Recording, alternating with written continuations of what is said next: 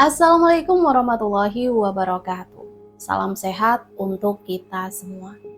Semoga kita semua selalu mendapat lindungan Allah Subhanahu wa Ta'ala. Amin ya Robbal 'Alamin. Kesempatan kali ini Mimin akan membagikan satu cerita misteri. Cerita misteri kali ini tentang dendam. Seperti apa ceritanya? Mari kita mulai.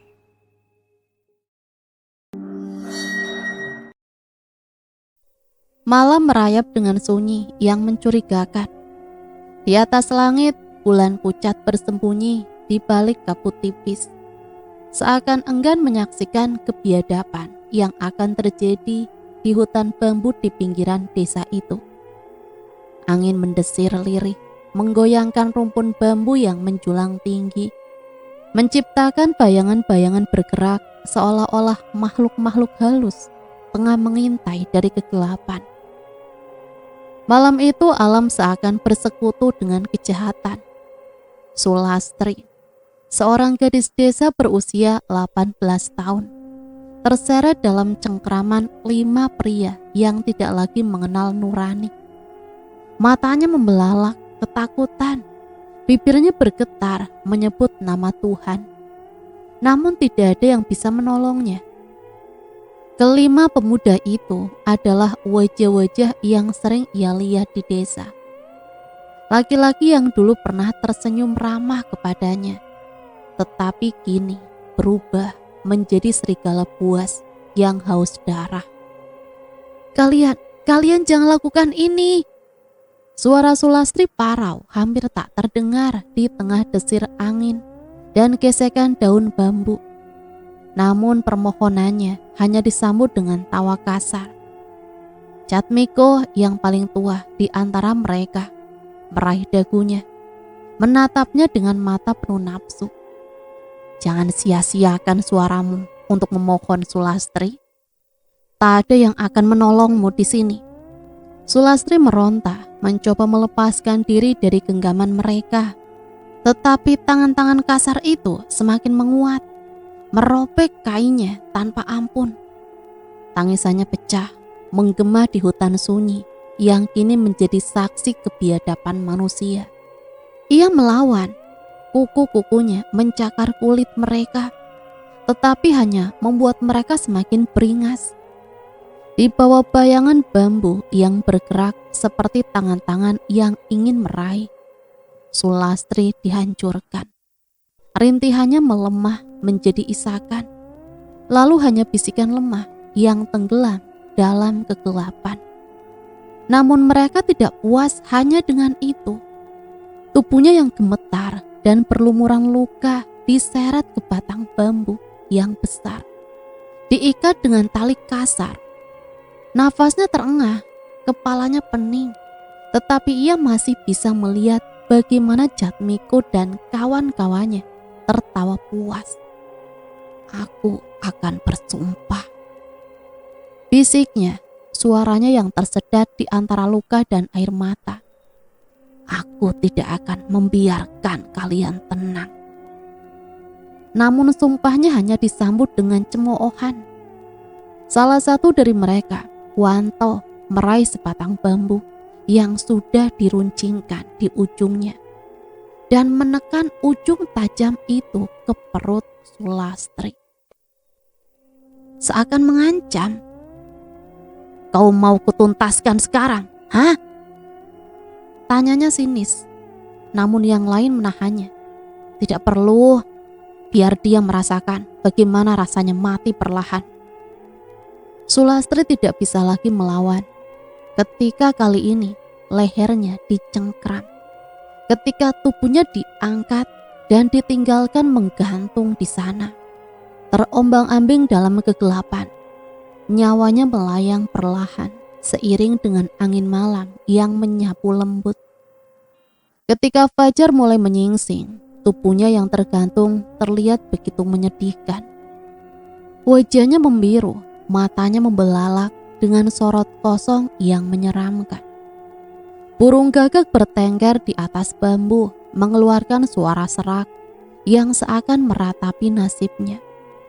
Namun di pagi yang seharusnya tenang itu, sesuatu yang ganjil terjadi. Penduduk desa yang menemukan mayatnya merasakan hawa dingin yang tidak biasa. Sulastri mungkin telah mati, tetapi ada sesuatu dalam tatapan matanya yang seolah masih hidup, seakan-akan ia belum benar-benar pergi.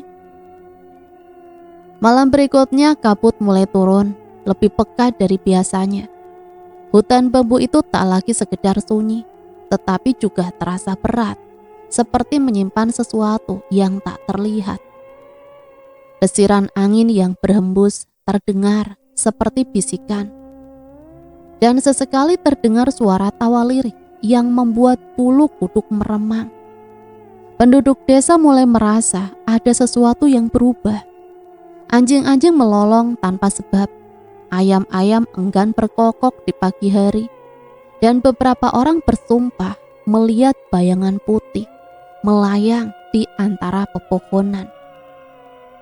Lalu sebuah kejadian aneh terjadi di gubuk tua di ujung desa. Jatmiko yang menjadi otak dari semua kejadian malam itu merasakan tubuhnya lemas setiap kali senja mulai turun. Ia merasa seperti ada yang mengawasinya. Tetapi ketika menoleh, tak ada siapa-siapa. Ia mulai bermimpi buruk, mimpi tentang Sulastri yang berdiri di depan gubuk itu dengan gaun putih lusuh, matanya hitam kelam, tanpa bola mata, tersenyum padanya dengan cara yang tak wajar. Jatmiko tidak tahu bahwa ini baru permulaan. Dendam yang tertanam di tanah hutan bambu itu tidak akan pernah padam.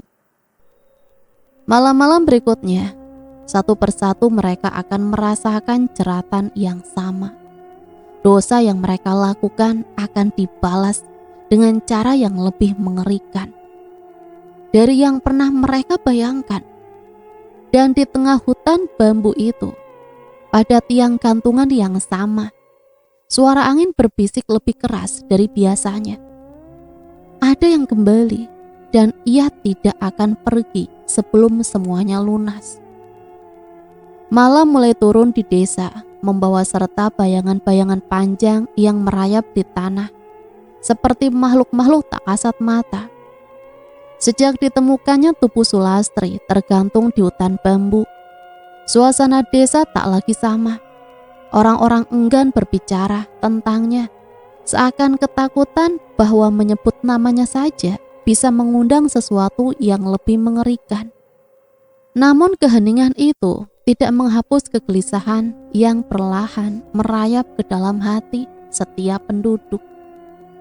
Di rumahnya, Mbah Ranti, seorang perempuan tua yang dikenal memiliki kepekaan terhadap dunia gaib, merasa ada yang berubah. Angin malam yang biasanya bertiup lembut, kini terasa lebih dingin, menusuk hingga ke tulang. Matanya yang redup menatap ke arah hutan bambu dari jendela rumahnya. Dari kejauhan ia melihat sesuatu yang membuatnya bergidik. Bayangan putih itu bukan kabut, itu bukan permainan cahaya. Bayangan itu melayang di atas pohon-pohon bambu yang bergerak seiring dengan desiran angin. Semakin lama ia menatap, semakin jelas sosok itu. Seorang perempuan dengan rambut panjang kusut. Gaun putihnya koyak-koyak, wajahnya pucat dengan tatapan kosong yang mengerikan. Ranti menghembuskan nafas berat. Sulastri, bisiknya pelan, lebih kepada dirinya sendiri. Sementara itu di rumah Jatmiko, salah satu pemuda yang terlibat dalam kejahatan keji itu, malam terasa lebih berat dari biasanya. Ia gelisah, tubuhnya terasa panas, meskipun udara dingin menyelimuti desa. Tidurnya tak nyenyak, dan setiap kali ia memejamkan mata, suara tangisan lirih terdengar di telinganya. Tangisan perempuan, lirih namun memilukan. Ia membuka mata dengan tiba-tiba. Jantungnya berdetak cepat, kamarnya gelap, tetapi ia merasa ada sesuatu di sudut ruangan. Ia menoleh perlahan.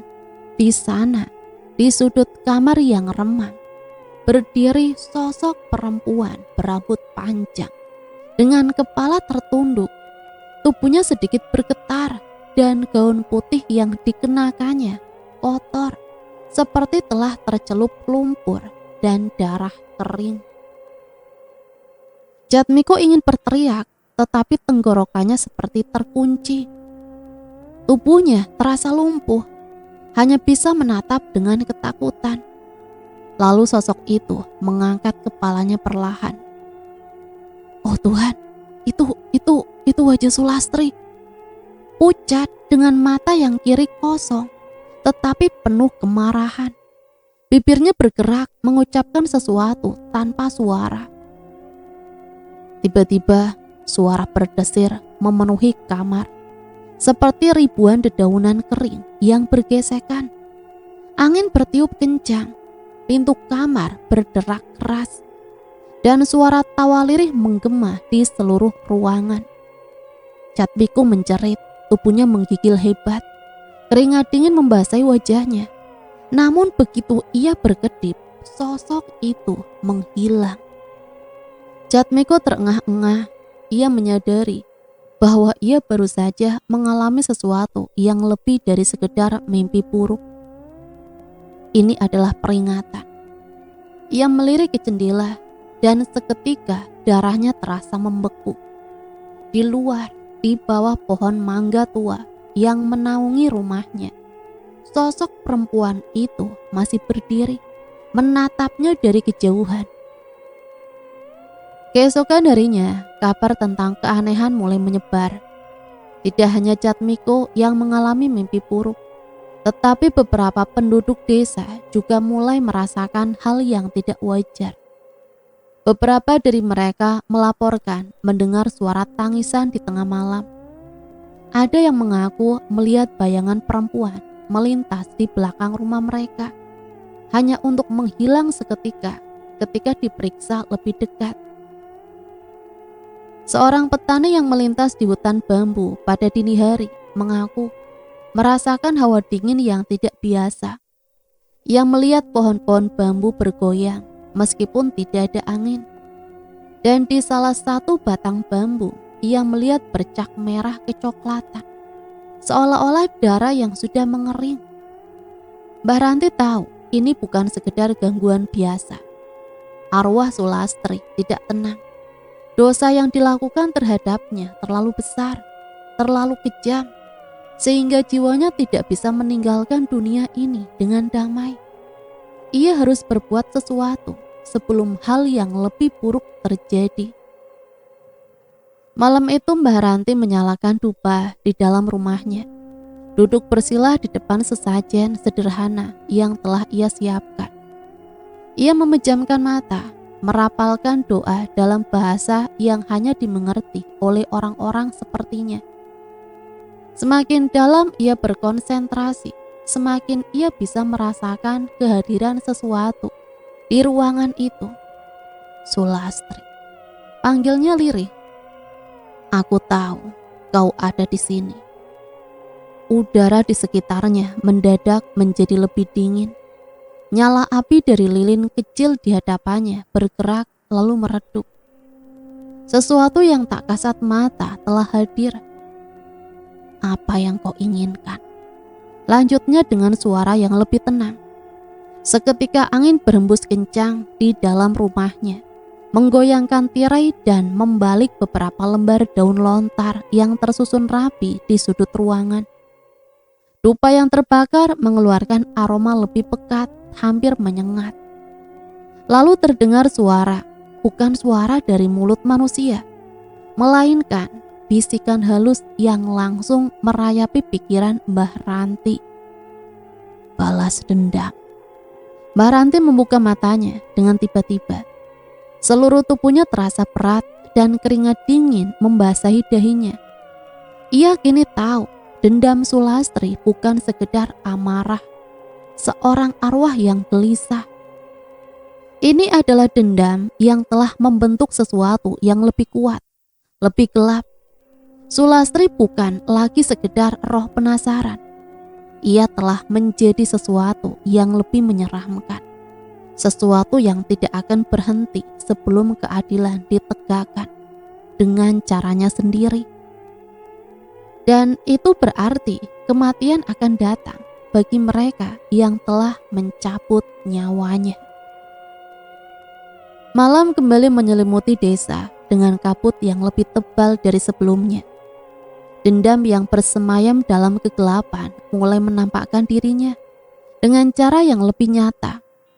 Jatmiko yang selama ini dihantui oleh mimpi buruk dan bisikan-bisikan dari kegelapan, kini merasakan sesuatu yang lebih menyeramkan. Suara langkah kaki terdengar di luar rumah setiap tengah malam. Tetapi saat ia mengintip dari jendela, tak ada siapapun di sana. Tubuhnya semakin lemas, matanya cekung karena kurang tidur. Ketakutan mulai menggerogoti jiwanya, tetapi ia tak berani mengakuinya kepada siapapun. Setiap kali ia tertidur, ia kembali ke hutan bambu dalam mimpinya. Di sana ia melihat sosok Sulastri berdiri di bawah tiang gantungan, tempat ia mati. Kali ini sosok itu berbicara lebih jelas, dengan suara yang lebih tegas. Aku datang untukmu, Jatmiko. Dan pada malam ketiga setelah suara itu terdengar, Jatmiko menghilang tanpa jejak. Kabar tentang hilangnya Jatmiko menyebar dengan cepat di desa. Beberapa orang menganggapnya hanya kabur karena merasa bersalah atas perbuatannya. Tetapi sebagian besar penduduk merasa ada sesuatu yang lebih menyeramkan di balik kejadian ini.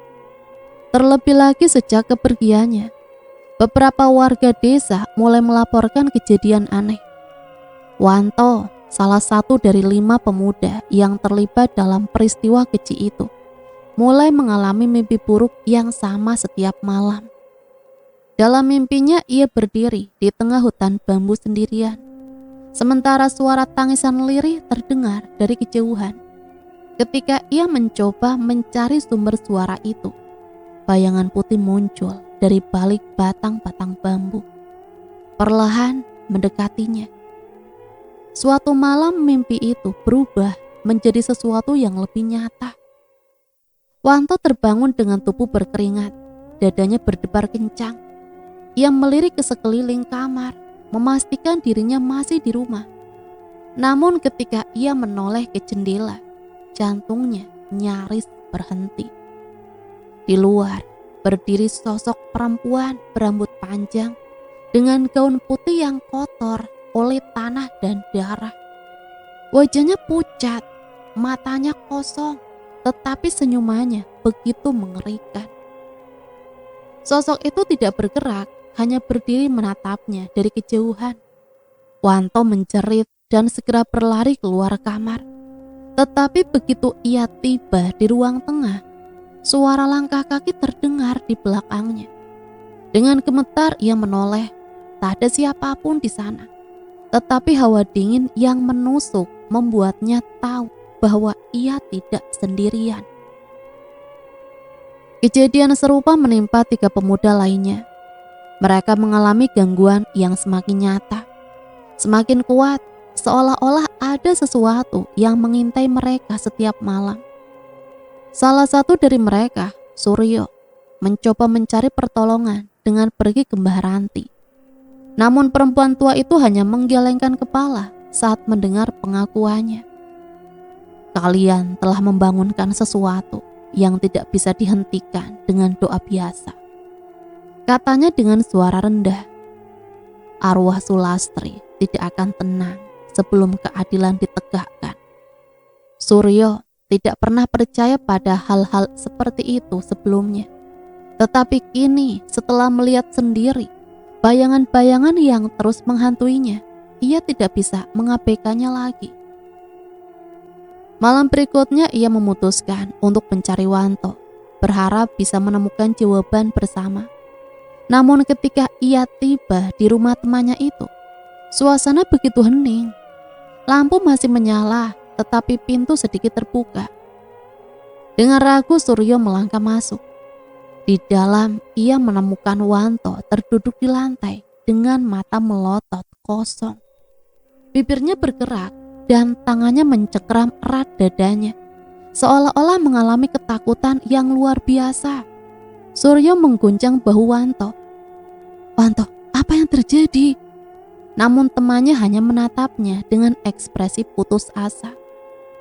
Lalu dalam suara yang hampir tidak terdengar, ia berbisik, "Dia datang untuk kita. Dia tidak akan berhenti." Dan tepat saat kata-kata itu meluncur dari bibirnya, pintu di belakang mereka tertutup dengan sendirinya. Udara menjadi lebih berat dan suara tawa halus menggema di seluruh ruangan. Suryo merasakan bulu kuduknya meremang. Ia berbalik, berharap itu hanya angin. Tetapi yang ia lihat adalah bayangan putih berdiri di sudut ruangan mengawasi mereka. Sulastri telah datang dan ia tidak akan pergi sebelum semuanya selesai. Malam semakin larut, tetapi desa itu tak pernah benar-benar tidur. Di beberapa sudut terdengar lolongan anjing yang terdengar seperti ratapan. Udara malam yang biasanya sejuk kini terasa lebih dingin, seolah-olah ada sesuatu yang merayap di antara bayangan-bayangan gelap. Orang-orang mulai menyadari bahwa sesuatu yang mengerikan sedang terjadi, tetapi tak ada yang berani mengatakannya dengan lantang. Suryo duduk meringkuk di rumahnya. Lampu temaram menerangi wajahnya yang pucat. Sejak kejadian malam itu, ketika ia melihat sosok Sulastri di sudut ruangan rumah Wanto, tidak ada lagi malam yang tenang baginya. Ia mencoba meyakinkan dirinya bahwa semua itu hanya permainan pikirannya. Tetapi setiap kali ia memejamkan mata, ia kembali melihat sosok Sulastri dengan senyum menyeramkan. Dari luar terdengar suara langkah kaki. Suryo menegang, jantungnya berdegup kencang. Ia mengintip keluar jendela, tetapi tidak melihat siapapun. Namun hawa dingin yang tiba-tiba menyelimuti ruangan membuatnya tahu bahwa ia tidak sendirian. Tiba-tiba pintu rumahnya berderit terbuka. Suryo membeku di tempatnya. Ia ingin berlari, ingin berteriak, tetapi tubuhnya terasa lumpuh. Lalu suara itu datang. "Suryo." Suara itu lirih, hampir seperti bisikan, tetapi penuh dengan dendam yang begitu peka. Dengan gemetar ia menoleh. Sulastri berdiri di ambang pintu. Rambutnya panjang menjuntai, gaunnya lusuh dan berlumuran tanah. Matanya kosong, tetapi bibirnya melengkung dengan senyum mengerikan. Suryo ingin berteriak, tetapi suara itu tersangkut di tenggorokannya. Lalu ruangan itu tiba-tiba gelap. Keesokan paginya, tubuh Suryo ditemukan di sebuah gubuk tua di ujung desa. Matanya melotot, wajahnya membeku dalam ekspresi ketakutan yang luar biasa. Tubuhnya tidak terluka, tetapi ada bekas jari-jari panjang yang mencengkram lehernya, seolah-olah seseorang telah mencekiknya tanpa ampun. Penduduk desa geger. Ini bukan lagi sekedar kebetulan. 2 dari 5 pemuda yang terlibat dalam pembunuhan Sulastri kini telah menemukan ajal dengan cara yang mengerikan. Mereka mulai berbisik-bisik menyebut nama Sulastri dengan nada takut-takut. Apakah arwah gadis itu benar-benar kembali untuk membalas dendam? Di antara mereka hanya 3 orang yang masih tersisa, Roni, Tarman, dan Bejo. Ketiganya kini hidup dalam ketakutan yang tak terucapkan. Mereka tahu bahwa kematian sudah mengintai mereka, hanya menunggu waktu yang tepat untuk menjemput. Bejo yang merasa ketakutan luar biasa akhirnya memutuskan untuk pergi ke rumah Mbah Ranti. Perempuan tua yang dikenal memiliki pengetahuan tentang dunia gaib. Dengan nafas tersengal, ia mengetuk pintu rumah kayu yang sudah lapuk itu. Mbah Ranti membuka pintu. matanya yang keriput menatap Bejo dengan tatapan tajam. Seakan-akan ia sudah tahu alasan kedatangan pemuda itu. "Kalian telah berbuat dosa besar," ucapnya dengan suara parau. "Arwah Sulastri tidak akan berhenti sebelum kalian semua menerima balasannya." Bejo jatuh berlutut. "Mbah, tolong kami, Mbah. Kami tidak ingin mati seperti Jatmiko dan Suryo, Mbah." Mbah Ranti menghela nafas panjang. Satu-satunya cara untuk menghentikannya adalah kalian mengakui dosa kalian dan meminta maaf ke tempat di mana kalian membunuhnya. Bejo menelan ludah. Di hutan bambu. Perempuan tua itu mengangguk. Hanya dengan begitu mungkin arwahnya akan tenang. Malam itu Bejo, Roni, dan Tarman berkumpul di gubuk tua di ujung desa. Mereka tidak berani pergi ke hutan bambu malam ini, tetapi mereka juga tidak ingin sendirian di rumah masing-masing. Mereka duduk dalam diam, hanya suara jangkrik dan angin malam yang terdengar. Tiba-tiba lampu minyak yang menerangi gubuk itu berkelip-kelip lalu padam. Hawa dingin menyelimuti ruangan. Bejo merasakan sesuatu yang menggelitik tengkuknya, seolah ada seseorang yang berdiri di belakangnya. Dengan gemetar ia berbalik, dan di sana, dalam kegelapan yang hampir pekat, berdirilah Sulastri. Ia tersenyum, tetapi bukan senyum manusia. Bibirnya merenggang terlalu lebar. Matanya menatap mereka tanpa cahaya kehidupan. Gaunnya berkibar tertiup angin yang entah datang dari mana. Sudah waktunya. Sebelum mereka bisa bereaksi, pintu gubuk itu tertutup sendiri dengan suara keras. Lalu terdengar jeritan panjang yang menggema di seluruh desa. Malam itu penduduk desa tidak berani keluar rumah. Mereka hanya bisa mendengar suara jeritan yang memilukan, lalu hening yang begitu mencekam. Keesokan paginya ketika matahari mulai menyinari desa, penduduk desa memberanikan diri pergi ke gubuk tua itu. Yang mereka temukan hanyalah pintu yang terbuka lebar, lantai yang berlumuran tanah dan darah, serta 3 pasang jejak kaki yang mengarah ke hutan bambu. Namun tidak ada satupun dari mereka yang bisa ditemukan. Dendam ini belum selesai dan masih menunggu. Malam semakin larut, tetapi desa itu tak pernah benar-benar tidur. Di beberapa sudut terdengar lolongan anjing yang terdengar seperti ratapan. Udara malam yang biasanya sejuk kini terasa lebih dingin. Seolah-olah ada sesuatu yang merayap di antara bayangan-bayangan gelap. Orang-orang mulai menyadari bahwa sesuatu yang mengerikan sedang terjadi, tetapi tak ada yang berani mengatakannya dengan lantang. Pagi itu di desa terasa berbeda. Matahari yang biasanya membawa kehangatan kini tertutup awan kelabu. Udara masih mengandung sisa-sisa ketakutan dari kejadian malam sebelumnya. Tidak ada seorang pun yang berani menyebut nama mereka yang menghilang. Tetapi semua orang tahu bahwa 3 pemuda itu telah lenyap tanpa jejak. Satu-satunya petunjuk yang tersisa adalah jejak kaki yang mengarah ke hutan bambu. Mbah Ranti berdiri di depan rumahnya. Matanya yang sudah tua menatap ke arah hutan dengan tatapan kosong. Ia menghela nafas panjang, seolah sudah tahu bahwa semua ini tidak akan berakhir dengan mudah. Sulastri telah mendapatkan sebagian dari balasannya, tetapi dendam itu belum tuntas. Di balai desa beberapa orang berkumpul untuk membahas apa yang harus dilakukan. Kepala desa, Pak Darman, mencoba menenangkan warga yang ketakutan. "Kita harus mencari mereka," katanya dengan suara tegas, meskipun wajahnya sendiri dipenuhi kecemasan. Mereka mungkin masih hidup, namun semua orang yang ada di sana tahu bahwa kemungkinan itu sangat kecil. Siang itu sekelompok warga desa yang terdiri dari 5 orang lelaki dewasa memberanikan diri untuk memasuki hutan bambu.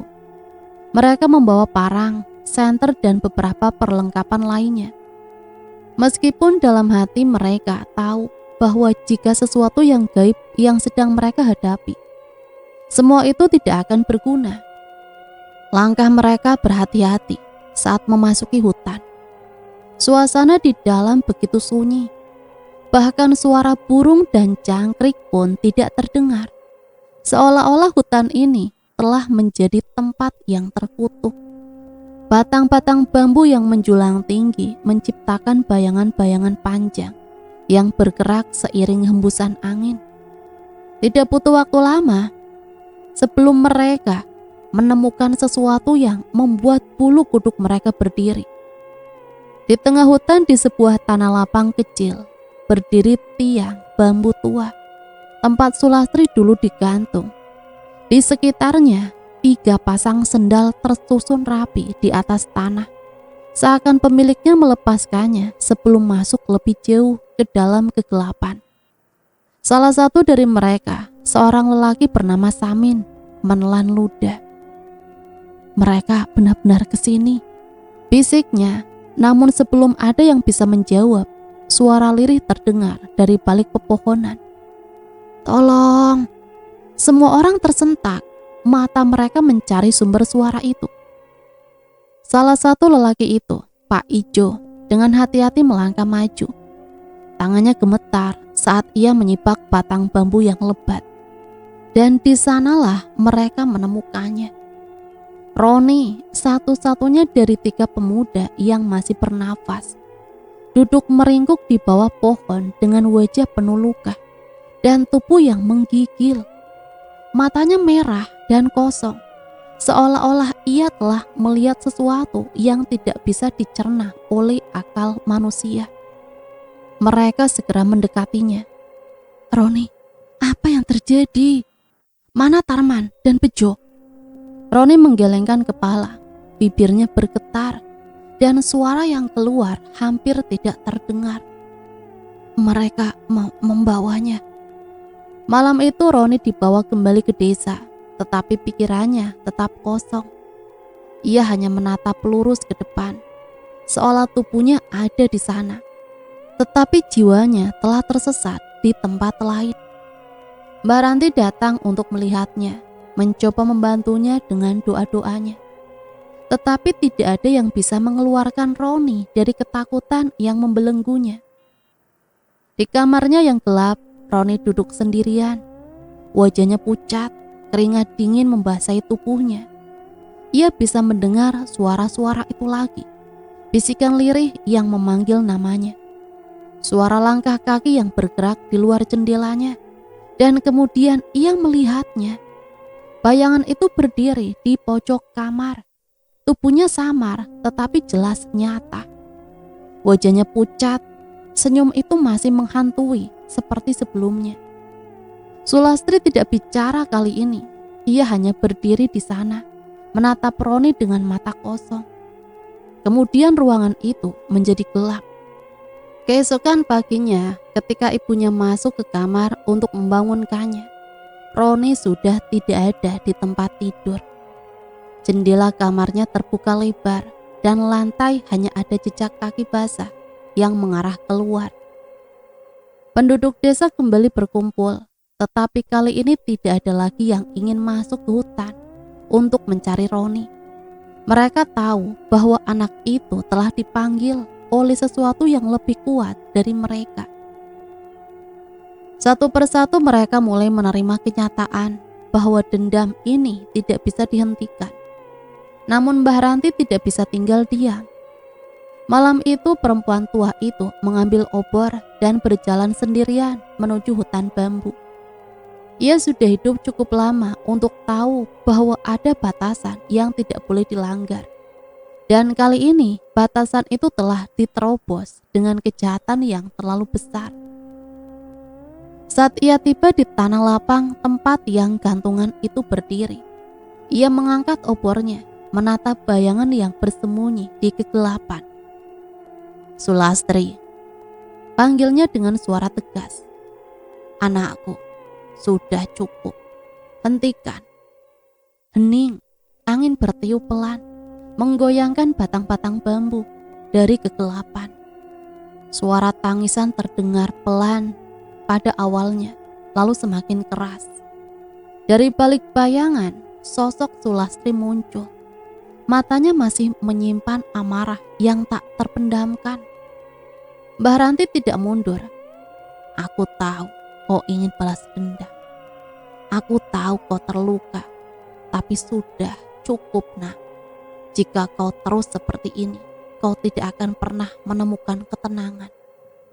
Sulastri menatapnya, tetapi air mata mulai mengalir di wajah pucatnya. Kemudian ia menghilang. Malam itu adalah malam terakhir di mana suara jeritan terdengar dari hutan bambu. Roni dan dua pemuda lainnya tidak pernah ditemukan, tetapi tidak ada lagi gangguan yang menimpa desa. Beberapa orang percaya bahwa Sulastri akhirnya menemukan kedamaian, tapi ada juga yang yakin bahwa ia hanya menunggu. Dan di malam-malam tertentu, ketika kabut turun dan angin bertiup melewati hutan bambu, beberapa orang masih bersumpah bahwa mereka bisa mendengar suara tangisan lirih dari kejauhan. Sejak kejadian malam itu, desa benar-benar berubah. Jika sebelumnya ada harapan bahwa teror telah berakhir, kini semua orang tahu bahwa kengerian itu belum usai. Hutan bambu tetap berdiri, menjadi batas tak kasat mata yang tak seorang pun berani melangkahinya lagi. Desas-desus tentang kembalinya Tarman dan Bejo terus beredar, tetapi tidak ada yang benar-benar ingin membuktikannya. Mereka yang hilang pada malam ritual tak pernah ditemukan lagi, hanya menyisakan kesunyian yang semakin mencekam. Mbah Ranti, satu-satunya yang selamat dari malam itu, tidak pernah keluar dari rumahnya lagi. Beberapa warga mencoba menemuinya, tetapi pintunya selalu tertutup rapat. Ia tak lagi bicara, seakan ada sesuatu yang ditahannya dalam-dalam. Namun kegelapan selalu menemukan celah untuk merayap masuk. Pada suatu malam yang dingin, seorang bocah lelaki bernama Sito pulang lebih larut dari seharusnya. Ibunya sudah berulang kali memperingatkan agar ia tak bermain hingga malam. Tetapi rasa penasarannya lebih besar dari ketakutannya. Ia ingin tahu apakah benar ada sesuatu di hutan bambu, seperti yang diceritakan orang-orang. Sito berdiri di tepi hutan, menatap pohon-pohon bambu yang bergoyang tertiup angin. Ia menggigit bibirnya, tidak ada apa-apa di sana. Hanya kesunyian yang dalam. Namun ketika ia berbalik untuk pergi, sesuatu menarik perhatiannya. Di antara batang-batang bambu, ia melihat sepasang mata. Jantungnya berdegup kencang. Mata itu redup namun tajam, menatapnya tanpa berkedip. Sito ingin lari, tetapi tubuhnya membeku di tempat. Perlahan, sosok itu keluar dari balik bayangan. Tarman. Bocah itu menahan nafas. Tarman seharusnya sudah mati, tetapi kini ia berdiri di hadapannya dengan tubuh kurus dan wajah pucat. Senyum kecil terukir di bibirnya, namun matanya kosong, seperti seseorang yang telah kehilangan jiwanya. Sito mundur selangkah, tetapi kaki Tarman melayang tanpa suara mendekatinya.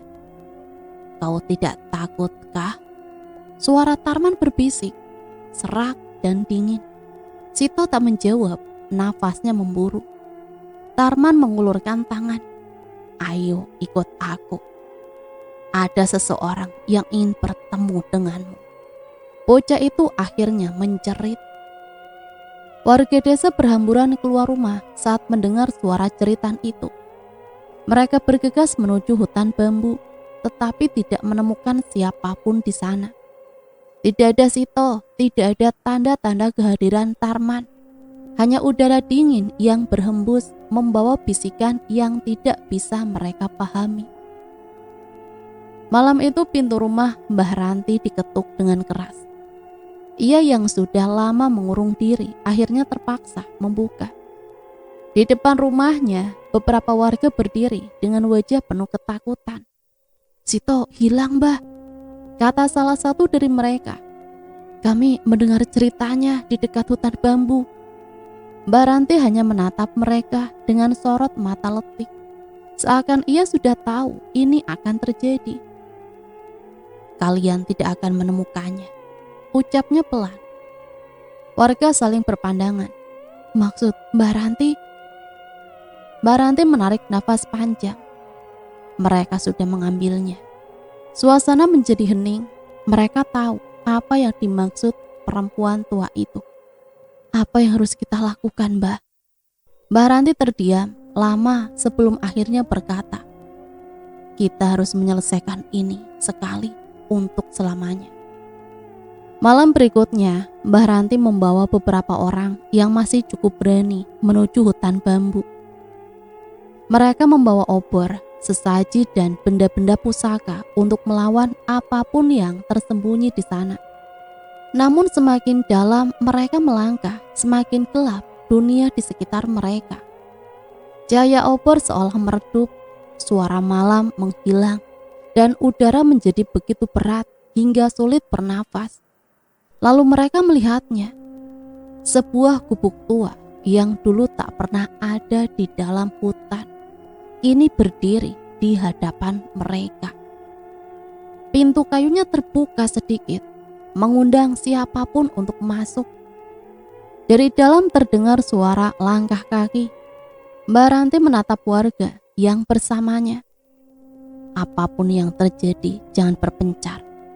Mereka mengangguk, lalu bersama-sama melangkah masuk. Gubuk itu berbau apek dan lembab, seperti sesuatu yang telah lama terkubur di dalam tanah.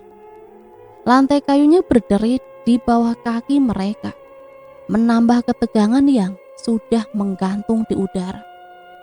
Di tengah ruangan, seorang bocah duduk membelakangi mereka. Sito, seorang warga langsung ingin mendekat, tetapi Mbak Ranti menahannya. "Tunggu."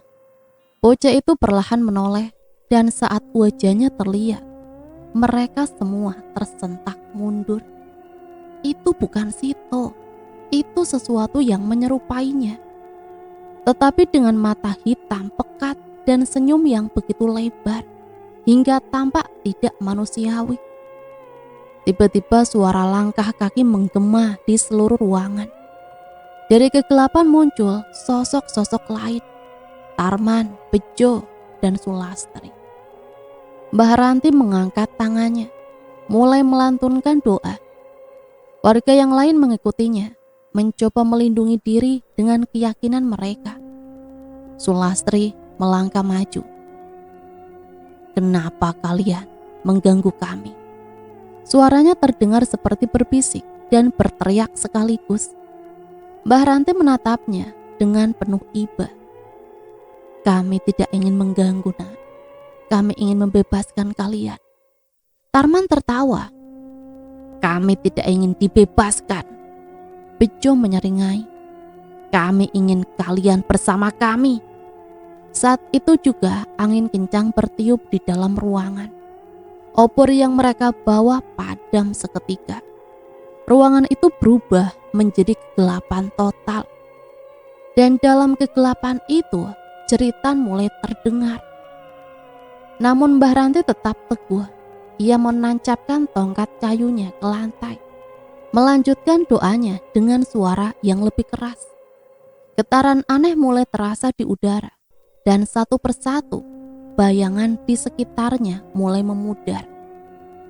Sulastri menatapnya dengan mata berkaca-kaca. "Aku lelah," bisiknya. Mbah Ranti mengangguk. "Pergilah, Nak, sudah waktunya." Dengan satu jeritan panjang, Sulastri dan dua pemuda itu lenyap dalam kabut tipis. Cahaya kembali dan gubuk yang mereka masuki perlahan runtuh menjadi debu. Sito terduduk di tengah-tengah. Kali ini benar-benar dirinya. Mbah Ranti mengangkat bocah itu dalam pelukannya. Sudah selesai. Namun sebelum mereka pergi, ia menoleh sekali lagi ke hutan bambu. Dan di sana samar-samar masih ada sesuatu yang mengintai dari balik pepohonan. Malam di desa itu kembali sunyi setelah kejadian di gubuk tua. Mbak Ranti dan warga yang ikut dalam ritual pensucian pulang dengan wajah letih. Beberapa dari mereka masih gemetar, tak percaya bahwa mereka telah berhadapan dengan arwah Sulastri, Tarman, dan Bejo. Tapi yang terpenting, Sito berhasil diselamatkan. Namun ada sesuatu yang mengganjal di hati Mbah Ranti. Meski Sulastri dan kedua pemuda itu telah lenyap, ia masih merasa ada yang belum selesai. Seperti ada mata yang masih mengawasi dari balik kegelapan. Di rumahnya, Mbah Ranti duduk bersila di hadapan sesaji yang ia letakkan di atas tikar pandan. Hanya ada sebatang lilin menyala di depannya. Cahayanya bergetar ditiup angin yang masuk melalui celah jendela. Mbah Ranti memejamkan mata, menarik nafas panjang, lalu mulai membaca doa. Ia ingin memastikan bahwa roh dari Sulastri itu benar-benar telah pergi. Namun ketika ia membuka mata, bayangan seseorang berdiri di sudut ruangan. "Sulastri?" bisiknya. Sosok itu tidak menjawab, wajahnya samar seperti bercampur dengan kegelapan. Tapi Mbah Ranti bisa merasakan tatapan penuh kesedihan yang mengarah padanya. "Apa yang masih mengikatmu di dunia ini, Nak?" Sulastri akhirnya bergerak, ia melangkah mendekat. Tubuhnya seperti kabut yang bergerak tanpa suara. Mbah Ranti menahan nafas, lalu dengan suara lirih Sulastri berbisik, "Mereka belum semua membayar dosa mereka." Dan dengan itu bayangan Sulastri menghilang. Pagi berikutnya seorang lelaki ditemukan tewas di pinggir sungai. Tubuhnya mengapung dengan mata membelalak seakan menyaksikan sesuatu yang mengerikan sebelum kematiannya. Namanya Joko, salah satu pemuda yang dulu sering bersama Tarman dan Bejo. Kabar itu menyebar dengan cepat. Warga mulai berbisik-bisik. Beberapa dari mereka percaya bahwa arwah Sulastri benar-benar belum pergi dan masih menuntut balas. Mbah Ranti tahu bahwa ini belum selesai. Jika benar yang dikatakan Sulastri, maka akan ada korban lagi. Dan ia tidak salah. Beberapa hari kemudian, Karno, pemuda lain yang dulu sering bergaul dengan Tarman, ditemukan tergantung di pohon di pinggir hutan bambu. Lehernya terjerat kain merah seperti bekas selendang milik Sulastri. Ketakutan melanda desa. Warga mulai mengurung diri saat malam tiba. Mereka tidak ingin menjadi korban berikutnya. Namun siapa sebenarnya yang masih harus membayar dosa? Mbah Ranti menyadari bahwa ia harus mencari jawabannya sebelum semuanya terlambat. Ia memutuskan untuk menemui seseorang yang mungkin memiliki petunjuk. Pak Sumardi, seorang lelaki tua yang dulu pernah menjadi kepala desa. Pak Sumardi tinggal di sebuah rumah tua di ujung desa. Saat Mbah Ranti mengetuk pintunya, butuh waktu lama sebelum lelaki itu membukanya.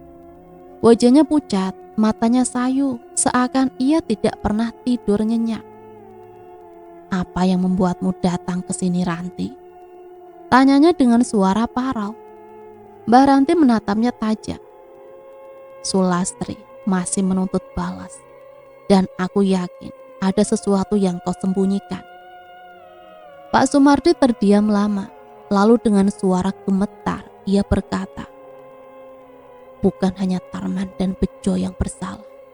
Ada orang lain, orang-orang yang mengatur segalanya dari bayangan." Mbah Ranti merasakan bulu kuduknya meremang. "Siapa Pak Sunardi?" Pak Sunardi menelan ludah. "Mereka yang punya kuasa di desa ini." Dan dengan itu misteri baru pun terbuka. Mbah Ranti tidak membuang waktu, ia harus mencari tahu siapa yang dimaksud Pak Sumardi. Jika benar ada dalang di balik penderitaan Sulastri, maka mereka juga harus menghadapi akibatnya. Saat malam tiba, ia pergi ke balai desa, tempat para tetua sering berkumpul. Ia masuk tanpa mengetuk, membuat beberapa orang yang ada di dalamnya menoleh dengan kaget. "Ada yang ingin kubahas," kata Mbah Ranti tanpa basa-basi. Pak Lurah, seorang lelaki parubaya dengan perawakan tegap, menatapnya dengan tatapan tajam. "Ada apa, Ranti?" Mbah Ranti berjalan mendekat, menatap satu persatu wajah di ruangan itu. "Kalian tahu kenapa arwah Sulastri belum tenang?" Para tetua saling berpandangan, tetapi tak ada yang menjawab. Mbah Ranti mengetukkan tongkat kayunya ke lantai, karena ada yang masih bersembunyi. Ada orang-orang yang masih menanggung dosa mereka. Pak Lurah menghela nafas. "Kami sudah melakukan apa yang kami bisa, Ranti. Biarkan ini berlalu." "Tapi ini belum berakhir," bentak Mbah Ranti. "Sulastri masih mencari keadilan. Jika kalian tidak mau mengaku, maka kalian akan menghadapinya sendiri." Suasana ruangan menjadi tegang. Namun sebelum ada yang bisa menjawab, angin dingin tiba-tiba bertiup kencang dari jendela yang terbuka. Lilin di dalam ruangan padam, dan dalam kegelapan terdengar suara langkah kaki. Saat cahaya kembali, ada sesuatu yang berubah di dalam ruangan. Salah satu tetua desa, Pak Darman, tampak pucat pasi. Tangannya gemetar, wajahnya dipenuhi keringat. Dia ada di sini," bisiknya ketakutan. Mbah Ranti menoleh. "Siapa?" Pak Darman menelan ludah. Sulastri." Saat itu juga bayangan panjang terbentuk di dinding ruangan. Perlahan sosok itu muncul, wajahnya samar, tetapi matanya bersinar penuh amarah. Mbah Ranti menggenggam tongkatnya erat. "Jika kau di sini, maka katakan siapa yang masih harus membayar dosa mereka, Nak."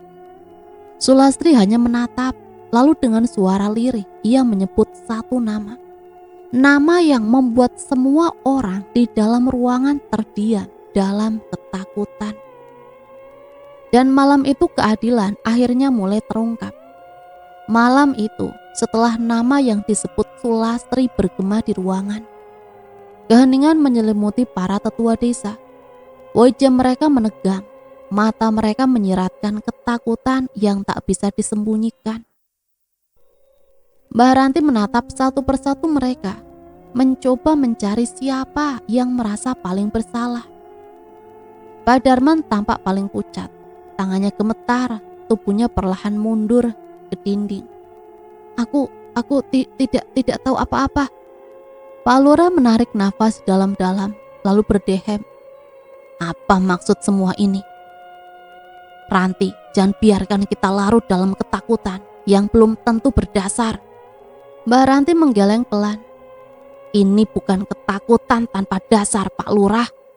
Sulastri tidak akan menyebut nama jika tidak ada yang masih harus membayar dosanya."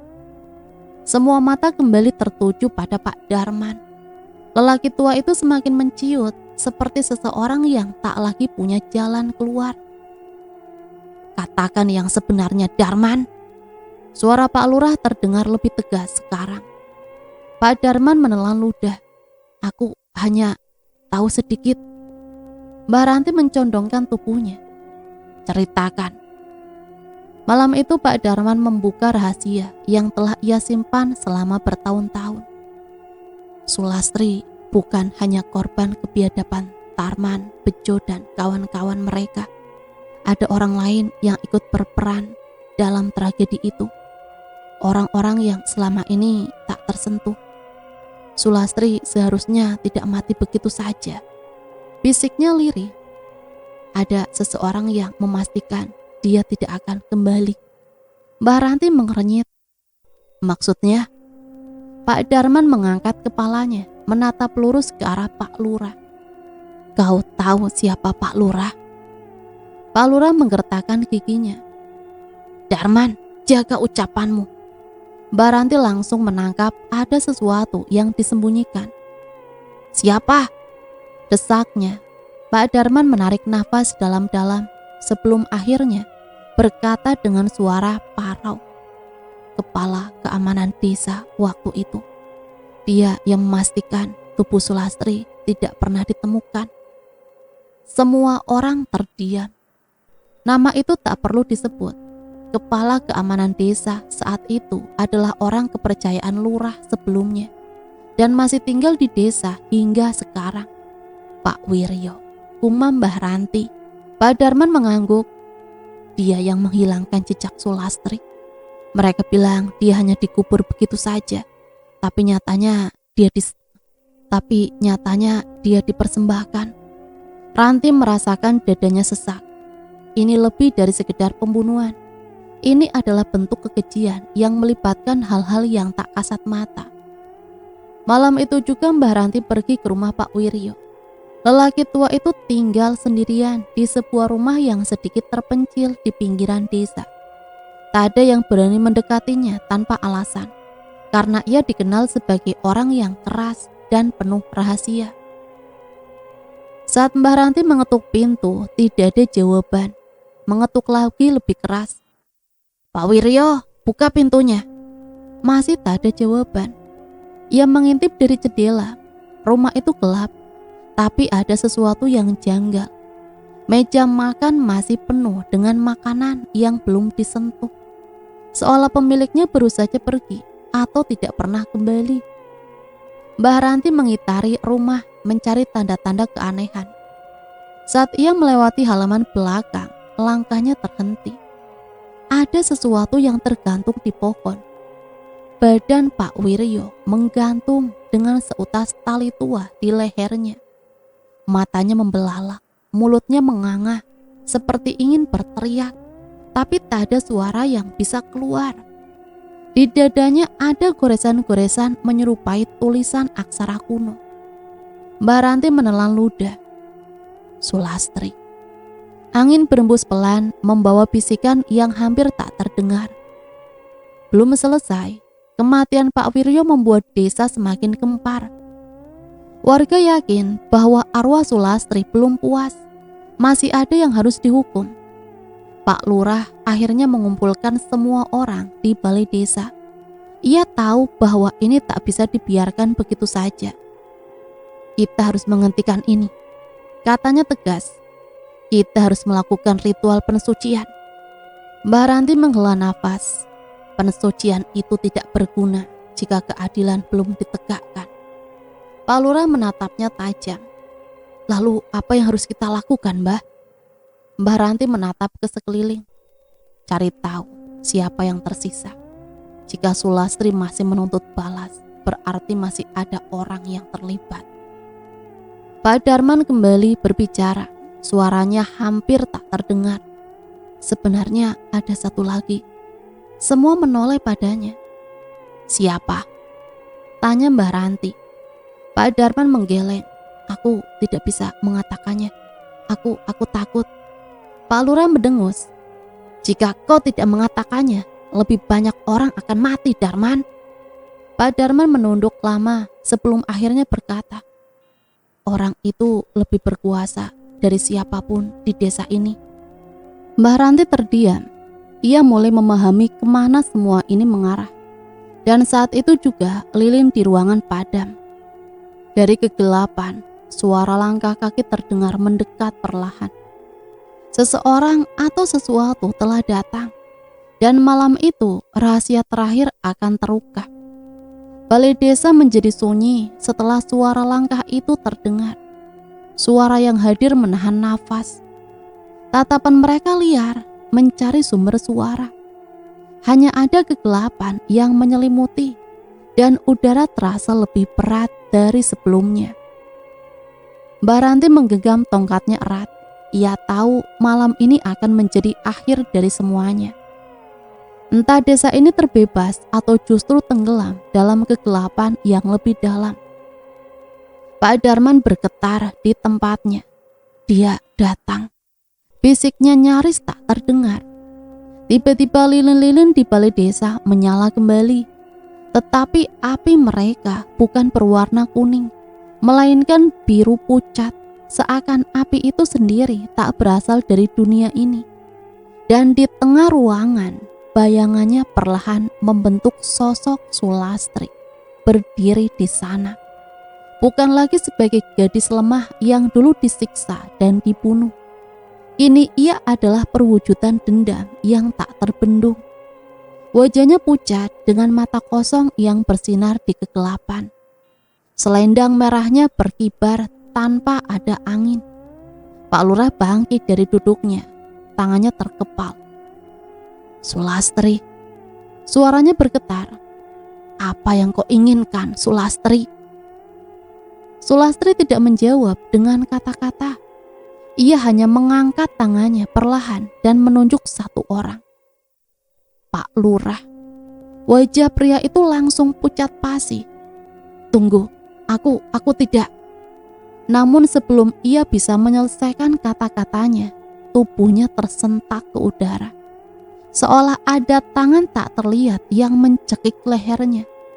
Kakinya menggapai-gapai, kosong.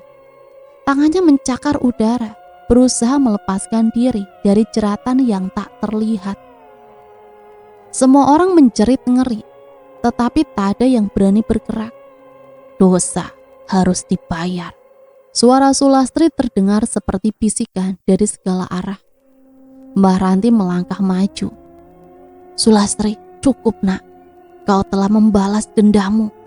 Jika kau terus begini, kau tidak akan pernah menemukan ketenangan." Namun Sulastri tidak pernah bergerak. Mata kosongnya hanya tertuju pada Pak Lurah yang kini tubuhnya mulai bergetar hebat. Dari sudut matanya, darah mulai menetes. Tiba-tiba jeritan Pak Lurah membahana, begitu menyayat, hingga semua orang menutup telinga. Tubuhnya bergetar lebih keras, dan kemudian ia terjatuh ke lantai. Tubuhnya tak bergerak, matanya terbuka lebar, wajahnya penuh ketakutan yang membeku. Tak ada luka fisik yang terlihat, tetapi jiwanya telah direnggut dengan cara yang tak seorang pun bisa pahami. Sulastri menurunkan tangannya, tubuhnya perlahan mulai memudar. Tapi sebelum ia lenyap, ia menoleh ke Mbah Ranti. Satu kata meluncur dari bibirnya, "Terima kasih." Dan kemudian ia menghilang bersama hembusan angin dingin. Pagi berikutnya berita kematian Pak Lurah tersebar ke seluruh desa. Tak ada yang tahu penyebab pastinya, tetapi mereka yang berada di balai desa malam itu tahu yang sebenarnya. Dengan kematian Pak Lurah, dendam Sulastri akhirnya terbalaskan. Mbah Ranti berdiri di tepi hutan, menatap langit yang perlahan mulai disinari matahari. Ia menarik nafas panjang. Merasa beban yang selama ini menggantung di dadanya mulai menghilang. Namun sebelum ia beranjak pergi, ia merasakan sesuatu. Bisikan lembut seperti suara Sulastri. Mbah Ranti tersenyum tipis. "Semoga kau tenang di sana, nak." Dan dengan itu ia melangkah pergi, meninggalkan kisah kelam yang akhirnya menemukan akhir. Dan cerita selesai sampai di sini. Semoga cerita ini bisa menemani hari-hari teman-teman semua ya. Sampai di sini Mimin pamit undur diri, mohon maaf apabila banyak salah kata. Sampai berjumpa kembali di cerita-cerita misteri selanjutnya. Matur nuwun, wassalamualaikum warahmatullahi wabarakatuh.